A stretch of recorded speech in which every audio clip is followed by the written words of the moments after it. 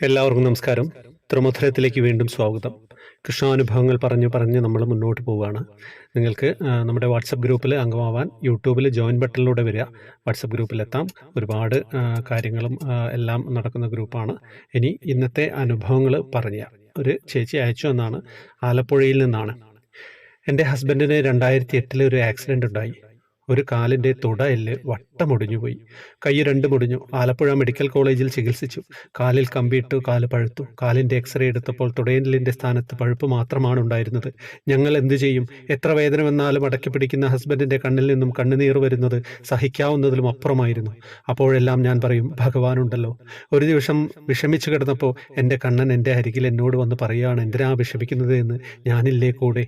3 പ്രാവശ്യം ഹസ്ബൻഡ് വീണ് കിടന്ന സമയത്ത് എൻ്റെ അരികിൽ വന്നു. 3 വർഷം കിടപ്പിൽ കിടന്ന എൻ്റെ ഹസ്ബൻഡ് ഇന്ന് ടാക്സി ഓടിച്ചു. മക്കളെ നന്നായി പഠിപ്പിച്ചു.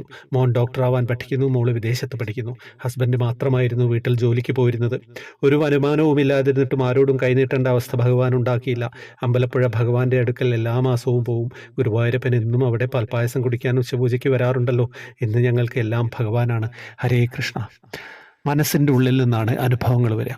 ആ അനുഭവങ്ങൾ നിങ്ങളിലേക്ക് എത്തിക്കുമ്പോൾ എനിക്കും സന്തോഷം, നിങ്ങൾക്ക് ഒരു പ്രത്യേക അനുഭൂതി ഉണ്ടാവുമെന്ന് പ്രതീക്ഷിക്കുകയും ചെയ്യാണ്. വേറെ വിശേഷങ്ങളൊന്നുമില്ല, എല്ലാം ഭഗവാനിൽ സമർപ്പിക്കുകയാണ്. ഹരേ കൃഷ്ണ. ഈ രാത്രി എല്ലാവർക്കും മനോഹരമായി മാറട്ടെ. ഭഗവത് നാമം ജപിച്ചുകൊണ്ട് ഉറങ്ങാൻ കിടക്കുക. ഉണരുമ്പോഴും അങ്ങനെ തന്നെ ആവും എന്നാണ് പ്രതീക്ഷിക്കുന്നത്. ഹരേ കൃഷ്ണ.